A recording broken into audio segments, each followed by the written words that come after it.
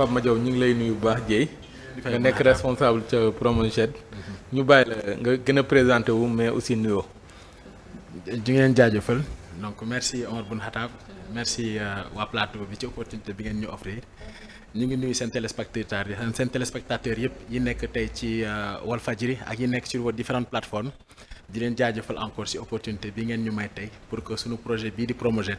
ñu koy wax projet de promotion de la gestion intégrée et de l'économie des déchets ñëw pour mën a communiquer par rapport à li nga xam ne moom lañ ñu sant te ñu war koo liggéey fii ci Sénégal. leen jaajëfal encore ci wàllu mbalit mi ah. waaw ñu ngi yëngu ci wàllu mbalit maanaam bu ñu nee mbalit mooy déchet solide. parce que souvent mbir mi day am li ñuy wax déchet liquide maanaam ndox yi eaux usées yooyu mais da ngay am tamit li ñuy wax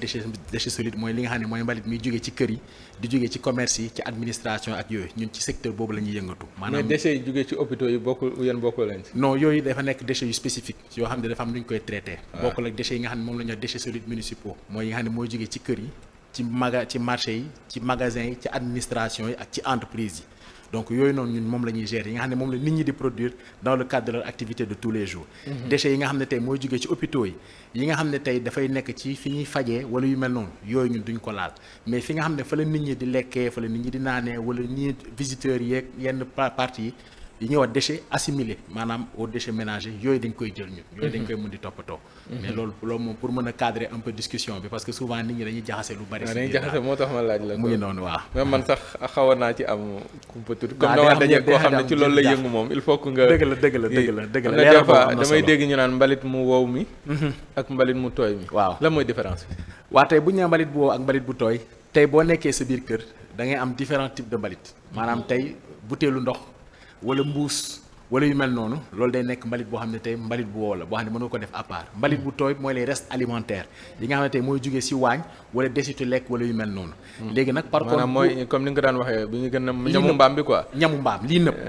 loolu noonu souvent nag moom mooy andi xet bi ci biir poubelle bi te moom mooy andi gàllankoor yu bari yi nga xam ne moom la nit ñi di sentir seen biir kër yi ba fu mbalit bi kiiwee tuuti rek ñu daw génnee ko sans xool de après directement jeexital bi ñu am daal. dégg naa waruñu leen boole quoi. wala bu leen di boole daa am loo xam ne da nga ko war a def ci sachet. waaw ci li gën noo koy saytoo dafa war a am façon maanaam tey waasintooru jën wala caaxoo ñi wala yu mel noonu mën nga koo def si mbuus tëj ko mën nga ko sax bàyyi sa catu frigo ba bu oto bi ñëwee nga génnee ko fekk mu congelé nga xam ne du nekk luy am luy jàq luy andi xet ci biir poubelle bi bu nekkee ay reste légumes wala yu mel noonu fii Sénégal nit ñi tàmm nañ di yor ay xar wala di yor jur seen biir kër moo tax am na yoo xam ne ñun am nañ ko c'est-à-dire que on avait des réflexes de réutilisation de certains déchets maanaam tey carton bi nekk sa kër nga xotti ko jox ko sa jur même su nekkee souvent nit ñi dañ koy xaw a dañ ko xaw a dam jiix jaaxaat dinañ ne loolu baax na ndax produit yi mais terewul lu ñu war a mën a def la donc loolu c'est des choses yoo xam ne tey war nañ ci mën a bàyyi xel te xam ne c'est des comportements innés yoo xam ne ñun am nañ ko ba pare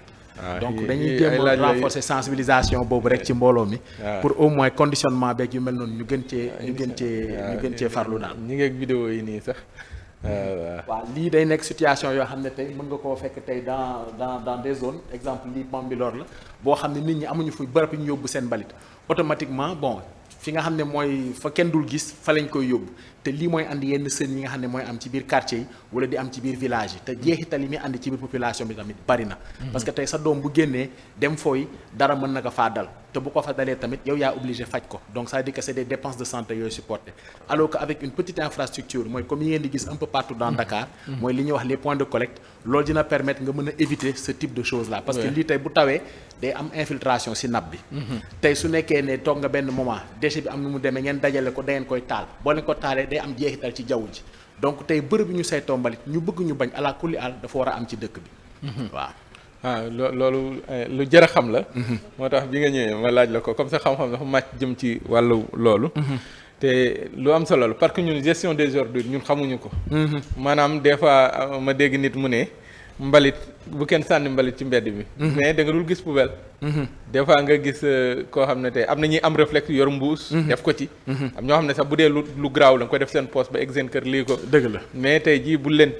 tegaloon ay poubelles yoo xam ne dinañ ci mën di sànni mbalit yi mais fii y a pas assez de poubelles am na koy dem tamit mooy loolu waa xam nga loolu tamit c'est des questions d'organisation te ñun gis nañu ne Dakar ni mu toogee ak dëkk yi nga xam ne tey fii ci Sénégal ni mu demee nga mën a placer ay bac ci bopp koñ bu ne xëy na day xaw a diis moo tax yenn saa boo xoolee da ngay gis yenn infrastructure yu ñuy implanté maanaam point de collecte yi day nekk ay points yu ndaw yoo xam ne day mën a am bac nit ki bu amee mbalit bu nekk biir këram mën na ko faa génnee def ko fa wala bu nekkee ne mbalit la boo xam ne dafa génnee directement moom ci fi muy liggéeyee wala yu mel noonu mën na ko faa yóbbu teg ko fa sa mouchoir bu desee sa poche mën nga koo jël def ko ci bac bi mais yooyu tamit am na ay aménagement yoo xam ne tey ñi nga xam ne ñooy gérer exploitation bi ñu ngi ciy def ay efforts yu am solo pour que au moins loolu ngay expliquer ni situation bi nga xam ne tey fu ñuy dem mbalit bi mën a nekk lu disponible un peu partout sur le territoire. waaw parce que da nga exemple Bambilor moo la fi indi.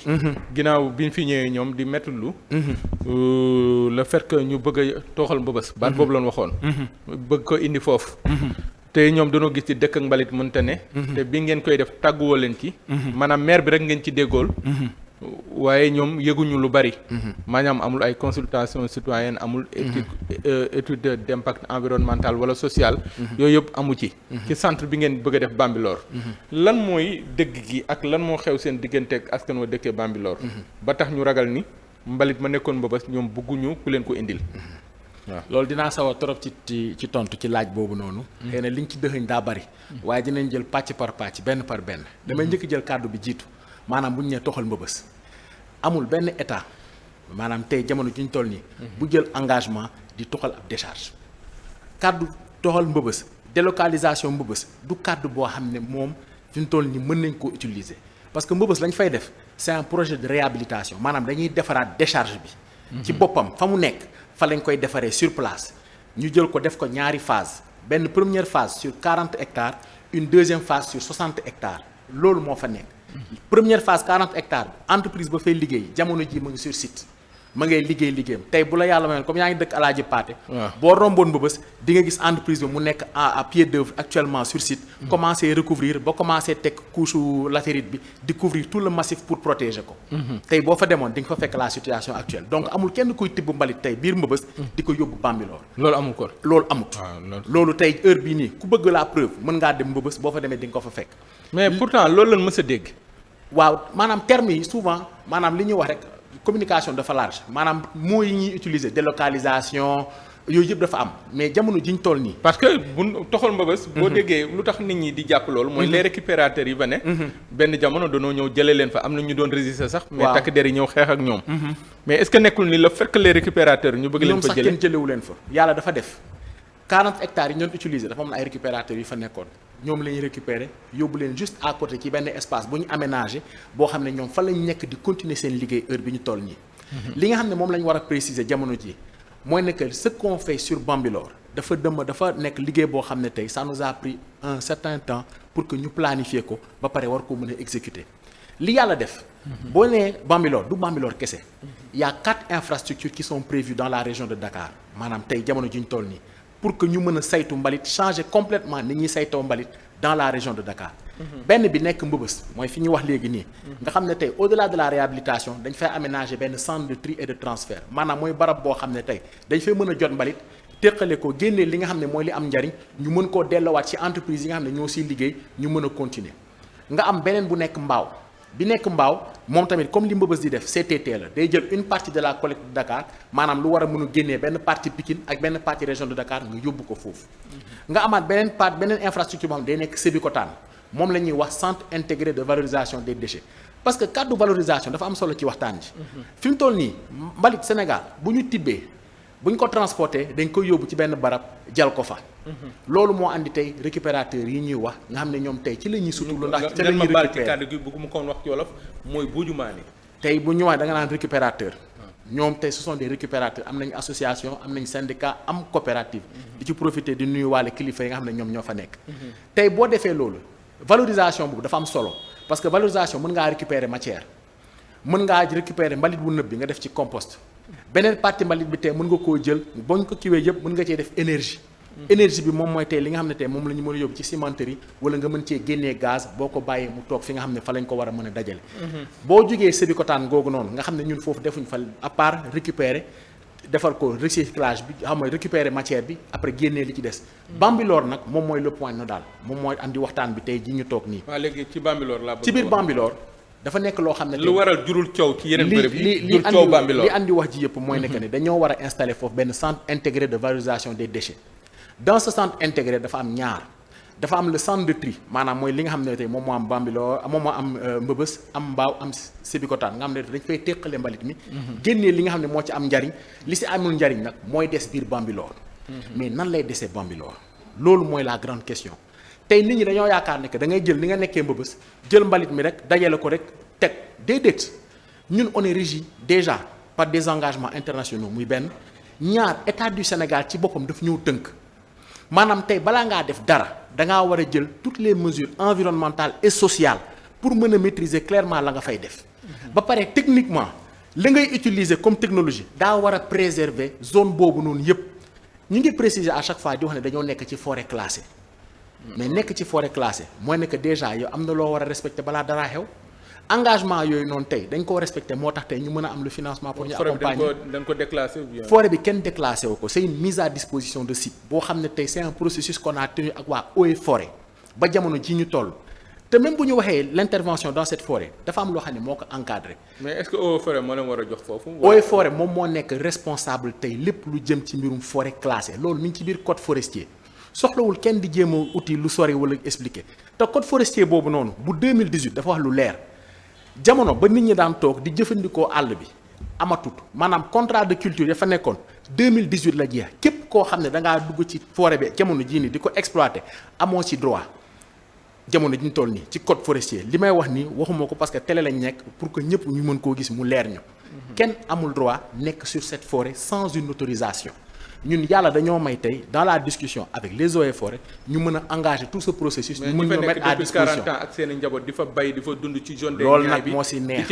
foofu nag moo neex si waxtaan bi. parce que tey ñun on ne vient pas juste ñu yëkkati ñëpp dem. xam nga maa ngi lay fàttali sànq ne toutes les mesures techniques yi nga war a nekk tey par rapport à fa ñu yóbbu mbalit mi que mu nekk dans la protection de la nappe que mu nekk les envols technologie boobu daa fixé nekk fi muy benn moo yokkaat si ñaar beneen point. tey jamono ji site boobu ñu nekk li ñuy wax ne que dafa am argile maanaam c'est un sol marneux. ban la quoi ban moo fa ne. ban boobu nekk fa. dafa rendre le sol imperméable donc naturellement dafa am une couche protectrice balaa dara xew. nga tegaat ci une deuxième couche active maanaam tey géomembrane tey ñi nga xam ne ñooy bay jën bu ñu demee dañu am bâche yu ñu yor boo jëlee bâche boobu nga jël ko jox ko puissance bu gën a fort pour loolu moo koy permettre mu mën a pare ndox du dugg ndox boobu dañ koy mën a jël ba nga préserver nappe bi nappe boobu pour joxaat la beneen firnde. nappe boobu tey ku doon gas ci à plus de 130 mètres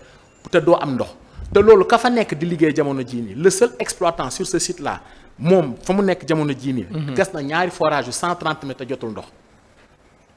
donc kon nappe bi naan dafa nappe bi jege sore na sore boo xam ne nit mënu koo jot. dama leen di jox benn kilifa gasam gas na fa 275 mètres. mais gis na ndox. 275 mètres mais gis na ndox. gis na ndox à 275 mètres à 275 mètres. loolu moom moo ñoo toog xam nga keroog ñi fi ñëwoon wax nañ ko ñun ñoo toog mu wax ñu ko suñu kanam ci daara jooju muy def foofu noonu ne plus de 2 milliards 600 la ko xam ne 2 milliards ke war na ko faa investir. donc loolu ñu ngi koy rafetlu te damay fàttali juste ci kàddu googu nit koo xam ne tey ñun nekk biir Mbëbës di participer ci retrait des enfants yi nga xam ne ñoo nekk ci biir décharge bi di leen gunge fexe di leen defal formation fexe di leen delloo ci seen famille. est-ce que ñun dinañ ñëwaat fekkaat koo xam ne tey day investir ci domaine boobu ñu fay préserver di fa dugal lu mel ni déperdition scolaire tey tu peux pas être en état di investir ci benn infrastructure nga permettre tey ku mu neex mu dugg fu ko neex non l'infrastructure est protégée sécurisée ku fay dugg tey day mel ni saa njoogu mii xëy si tey solu ba jekk ñëw dugg biir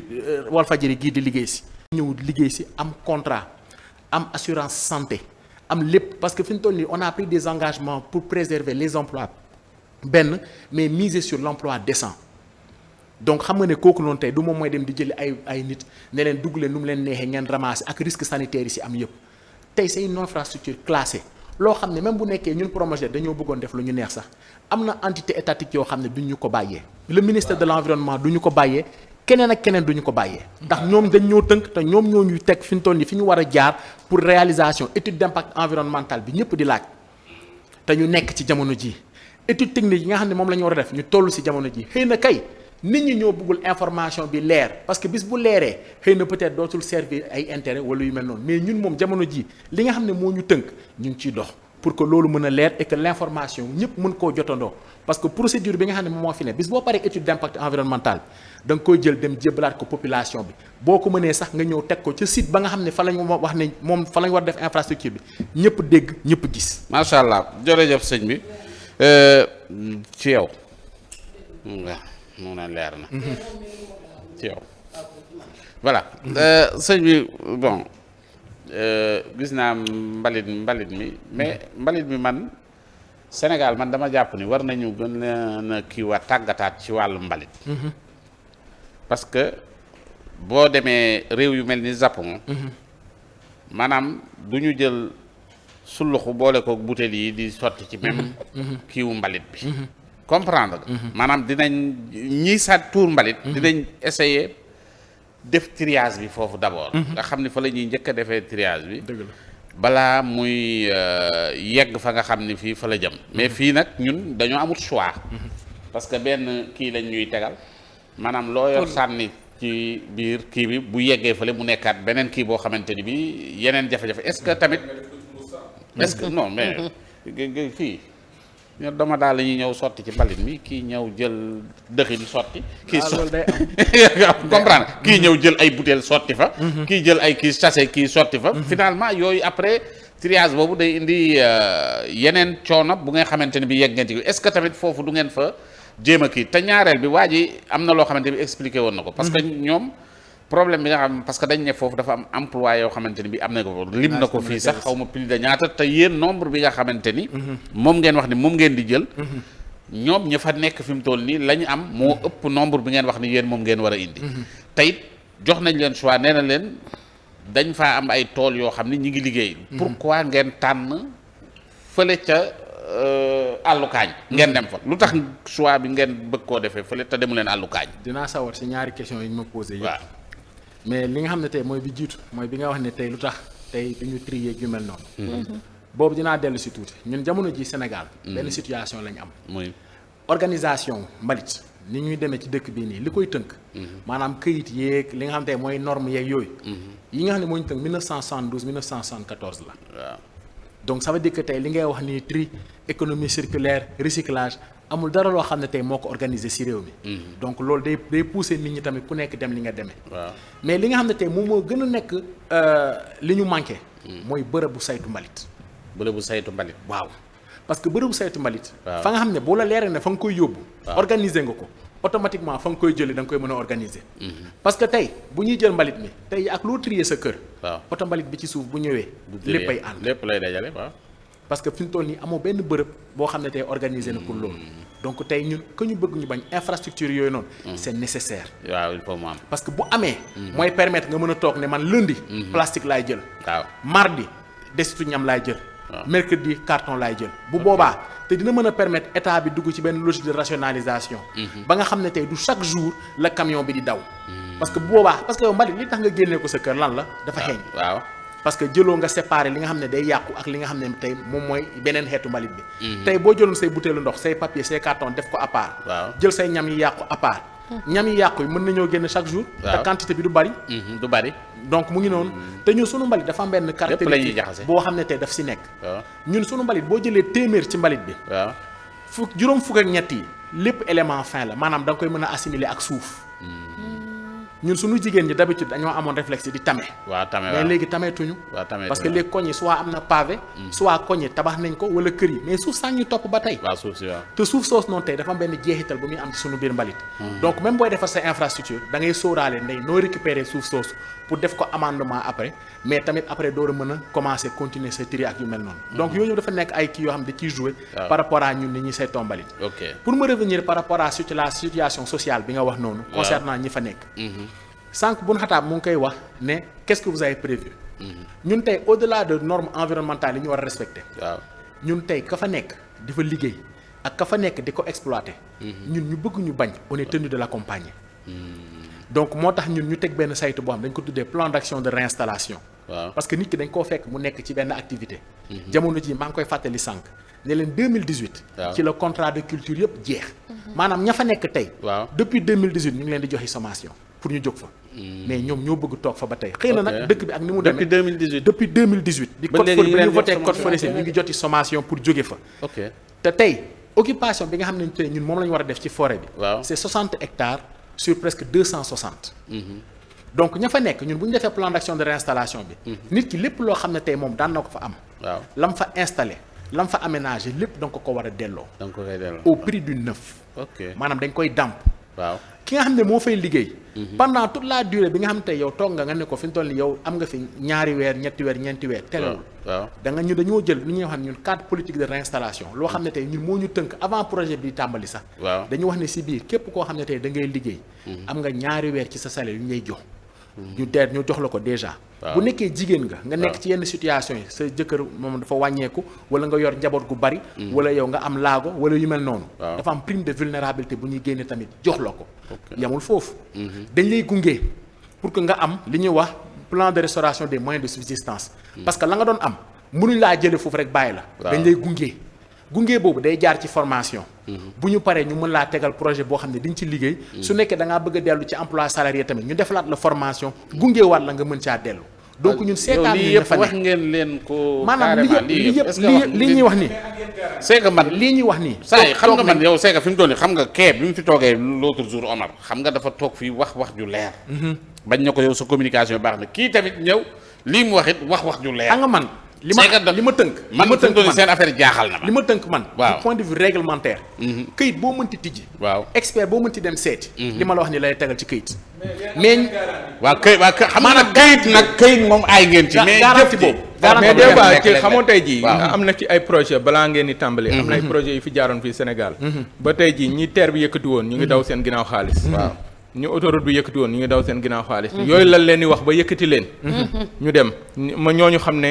mbokki Oustaz Assane Diouf yi waa keesu xat mbaadaan ak ay kaccalig ak yooyu bi aéroport bi ñëwee dal ne la leen fay jëlee naan di leen jël seen doom yi liggéey ak yooyu mais aéroport du ku ne moo fa mën a liggéeyee ban fa jógee ak tey jii village ya tas na lan fa amoon mënatuñ ci jot furaas nga situation boobu ngay wax maanaam projet moo tax fi ne nii du leen mën a wóolu gaa askan du leen mën a wóolu parce que da nga leen di wax liñ bëgg a dégg ak liñ bëgg a dégg rek ban daw bu ñu xasee ba dem ba ngeen samp nag bari na ci ñoo xam ne dañuy mujj takk ay brassards yu xonq wala ñuy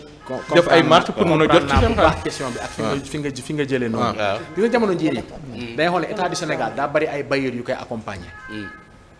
dafa bëri ay bailleurs yoo xam ne ñoo koy gunge te bailleur bu nekk dafa am procédure am ñun suñu bailleur dafa am procédure am tey te ñun yoruñu benn bailleur dañ cee yor carte police état du Sénégal li nga xam ne tey moom moo fi nekk mooy ne ñun ala kulli al balaa ngaa def dara ñi nga war a gunge da nga leen di gunge pare door tàmbali liggéey maanaam loolu mën naa dalal xelu waa Bambilor ñi nga xam ne tey ñoom ñoo nekk ci site ba ñun fi mu toll nii dañu leen di gunge ba pare balaa ñoo tàmbali mais askan wi dem na waxoo leen ak ñoom da ngeen leen teggi dem wax maire bi déedéet parce que yooyu bi am bu étude d'impact environnemental amee étude boobu sax dinaa ci dikk xam ne sànq yaa ngi wax ci affaire nab bi ci ay affaire tool yeeg yooyu mais dafa am beneen bu gën a dangereux mooy li waa Kër Massar rek waa Malika di dund maanaam foofu saxaar si waaw maanaam yéen nag seen liggéey bi tamit waa des na maanaam askan yu fa dëkkee dafa am ay jàng ñi amee asthme am feebaru nooy yi mais aussi tamit ba ci sax cancer am na ci ñoo xam ne tey xale yi tey ñu bari dañuy jurwaale ay pneumonie yooyu yëpp est-ce que yooyu techniquement am na def ngeen centre bi parce que bu dee ci tubaab yi rek leneen problème boobu mais fii fépp fu mbalit am mook saxaar ay ànd te saxaar ak nit àndul heureusement bi nga ne ci tubaab yi rek la nañ problème boobu waaw xam nga lu tax moo la loolu tey jii demal Malika ak Mbëbës laa la montagne Mbëbës nga xool asamaan si Mbëbës maanaam foofu lu jamono ji tàng sedd day tàng ndax saxaar li neex si waxtaan xam nga nan la Mbëbës c'est une décharge à ciel ouvert te da nga wax benn kàddu bu am solo tubaab yi rek la nañ problème boobu un CET en France un CET en Angleterre un CET au Sénégal c'est un CET centre d'enfouissement technique ba ngay dem France ak ba ngay dem Chine ak ba ngay dem Japon ak ba ngay dem feneen ak feneen boo ci mënti dem technologie ba benn la léegi nag xam nga la moo ci des moom laay ñëw nag xam nga tey dama lay jox benn phénomène boo xam su ma la ko expliquer ñaar di nga comprendre tax Mbëbës am saxaar xam nga Mbëbës dama andi saxaar si Mbëbës bi à force ngay jël machine mbalit bi nga koy entasser boo ko entasser ngelaw liy jógee si géej gi bu dalee ci kaw gaz bi automatiquement loolu day déclencher parce que gaz bi bu nekkee ci biir maanaam li ñuy wax le méthane maanaam loolu bu jaxasoo togg ci biir lu ko jege rek day départ loolu mooy andi départ de fumée yi muy benn deuxième départ de fumée xam nga lan la c'est volontaire nit ki mooy bëgg a récupérer ferraille. pneu y a de la ferraille. toog nañ fii y a un ministre bu bindoon arrêté wax ne bu pneu dugg ci mbëbës. juste pour ñu mën a commencer te loolu bi ñu koy def ci bi projet bi di commencer démarrer la ci mesure d'urgence projet bi la woon. pour que ñu mën a réduire les départs de feu mën a réduire tamit li nga xam ne mooy jeexital bi mu am ci population bi. mais tey mbalit bi ni muy nekkee ak jal bi ni muy nekkee ak surtout ni nga xam ne dañ koy liggéey mu jëm kaw bu ci dalee loolu mooy andi saxaar si te fee ñu jëm. bu ñu yàlla suturaale dëgg-dëgg ba ñuy defar tey li nga xamante ne moom mooy kan yi maanaam tey defar li nga xamante ne mooy alvéole yi boo ko tegee ba teg géomembrane bi ba teg lépp boo jëlee mbalit bi jal ko doo ko jël rek teg ko dem sa yoon da nga koy jal boo paree nga compacté ko nga am machine boo xam ne da nga koy compacté ba mu toog ba nga xam ne air bi du circuler. mbalit mi toog. bu day taaju. du bougeeti. mel ni lu ñu paree muy benn même rek ma ñëw boo paree ci boobu da ngay tegaat encore beneen matériau bi mën na nekk latérite nga teg ko si. nga compacté waat ci kanam ba nga xam ne tey du nekk au contact de l'air pour éviter envol pour éviter début de feu donc ça veut dire que ne yow foofu fii ba ginnaaw suba saxaar mënu faa am moo tax il faut pas que ñuy jël mbëbës jël ko def ko un modèle di ko comparer il faut éviter de comparer kon la am mbëbës du mooy am musu faa am nee naa la mbëbës jamono jii ni yow bu la yàlla jàppale woon nga wàcc rek doon ñibbi alaaji paate nga romb ci buntu décharge bi fi ngay taxaw ci buntu bi Malika yaa ngay seen jal ba nga gis ne ñu ngi koy muur ak latérite pour que sax mbalit mi dootul nekk au contact de air bi dootul nekk au contact de l'eau xamoon tey jii xam ne yow yaa ngi naan mbëbës mais yow miin nga foofu parce que yaa ngi naan ma ay alaaji Paate dafa mel ne yow miin nga côté boobu maa ngi Kër Massar presque tout fa nga dëkkee dëkkewu ma fa mais fa laay fa ngay xëy fay xel di xëy mais dafa am benn affaire ba am est-ce que xam mbëbës du fu ñuy wax mbëbës mbëbës a ngi ca biir waaw plateforme ba ca biir mais tey jii di nga ni mu soree mais pourtant ba Kër Massar yëpp dañuy dund jafe-jafe yi mbëbës gis nga loolu dama lay firndeel benn mbir léegi nag waa Bambilor loolu leen gis ragal ko te nag pour que loolu du am moom laa lay expliquer sànq ne la nañuy yóbbee mbalit mi di ko fa jalee format boobu amut fa ñu jëm amul service bi amul CIC amul CIC communication yéen kon moo des moom ñi ngi ciy góorgóorlu li war parce que sànq yaa ngi laajte parce que krok waaw dama gis yéen bi ngeen ñëwee bi ñuy ñëwee wax ba pare gis naa directrice bi génn di leen tontu ba sax man suñu émission bi am na impact di leeral ak yooyu pourquoi il faut que askanu yuuxu ngeen di doog a génn est-ce que nekk mooy tax parce que bu demee ba waaju toogoon fii ne da nga leen teggi dem wax ak maire bi te bu études yi amee dafa am benn consultation citoyenne boo xam ne day am maanaam da ngay dajale mbootaay jigéen yi dajale chef de quartier yi dajale ASC dajale lii waxtaan ak askan woowu li ngay wax fii nii yow nga expliquer leen ko ba mu dugg seen bopp mais est-ce que loolu am na xam nga yàlla dafa def bi ngay tàmbali xam nit naturellement dafa ragal nit dafa soxla xam boo jékki-jékki rek indil ko dara te xamu ko rek nit moo mel noonu danaan mais lin ma indil lii man te xaw ma ko fan la ma jëmee mais bu de foofu nag dinaa ci mën a dellu si bu baax gis nga étude d'impact bi ñu koy doxal pour dem nii da ngay consulter ñëpp te dëkk boo fay dugg ala kulli àll ak nu mu mënti demee war ngaa gis kilifa ga loolu mënta ñàkk déet bun xaraat bu ñu wax loolu parce que ay autorité non ay autorité la ñuy waxal man souvent bu ñu wax ñun suñu projet bi c'est un projet pour accompagner les maires c'est un projet pour accompagner les collectivités loolu mooy yoon ñu bëgg ñu bañ ce sont nos partenaires parce que tey la compétence leur revient ba jamono ji ñu toll nii malgré tous les efforts ci état bi di def mais terewul consultation boobu ngay wax on a consulté les acteurs maanaam dem nañ seeti acteurs service technique foofu laay tëjee service technique dem nañ seeti nañ population bi waxtaan ak ñoom tey autorité administrative yi convoqué nañ ay rencontre yoo xam ne dañoo toog te li ma fi wax nii fii moom laa fa wax am na benn kàddu buy dellu si tout le temps te dama koy bëgg di préciser ñu ne dañ ne étude am na étude amul gis nga nee la mbir boo koy tàmbali da ngay def gëstu ñun yàlla dafa def projet bi bañ koy tàmbali ba ñuy door a commencer di waxtaan danaa am du am 2017 lañ def premier gëstu def étude détaillée schéma directeur de Dakar loolu c'est une étude qui est disponible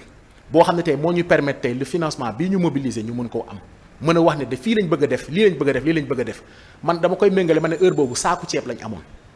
ba ñu paree ci loolu ñu def étude environnementale stratégique étude boobu moo ñu permettre lan moo ci mën a juddu ci jeexital ba ñu jugee foofu noonu ci lañ am le financement comme ni ma ko waxee léegi mais boo demee ba yàlla may la nga am ceeb kese mais ñun léegi dañoo am jën ndax am nañ partenaires yu ñu accompagner am nañ cin pour mën a togg ceebu jën mais balaa ngaa jël ceeb bi di ko sóor lan ngay def doo ko tànn boobu nag mooy étude d'impact environnemental et social bi ñuy teg dafa jamono jii mooy étude technique détaillée yi ñuy def jamono jii pour gën a mën a maîtriser qu'est-ce qu'on compte faire là-bas mu gën a leer maanaam étude am na boo xam ne moom moo la permettre nga mobiliser sa financement mais étude bi nga xam ne mooy permettre liggéey bi mën a tàmbali ba ñu toll fa ñu war a toll étude environnementale et sociale ak étude technique yi ci lañ toll jamono jii te ñoom seen bopp ñu bañ mbir moomu leer moo tax fi ñu toll nii fu nit ñi jógee ñu daw acca pour jaxase mbir mi pour que mbir mi bañ a leer parce que tant que ñu ngi nekk ci situation mbëbës bi di wax naan mbëbës nii wala la population sera toujours contre mais bis boo waxee ne infrastructure bi dafa organiser dafa jaar yoon du ko mu neex dugg du ko mu neex yàq te amul benn jeexital ci santé bi parce que air du am ngelaw bu ëffëg du am lu tàkk ak dangam ba mu leer nañu ci ñëpp et que toutes les mesures yi ci nekk que mu nekk sur la circulation des véhicules que mu nekk par rapport à nit ñi fay liggéey que mu nekk nit ñi nga xam ne ñoom ñoo dëkk aux alentours que mu nekk exploitation agricole yiy liggéey autour amul kenn koo xam ne tey projet bi dina am jeexital ci yow. jërëjëf donc loolu bëgg nañ koo leeral di leen jaajëfal macha allah encore merci. communiqué nga bu baax. xam nañ ñee danoo indi seen daanaan ñi tamit indi seen daanaan. yéen doo leen neex àtte waa jeex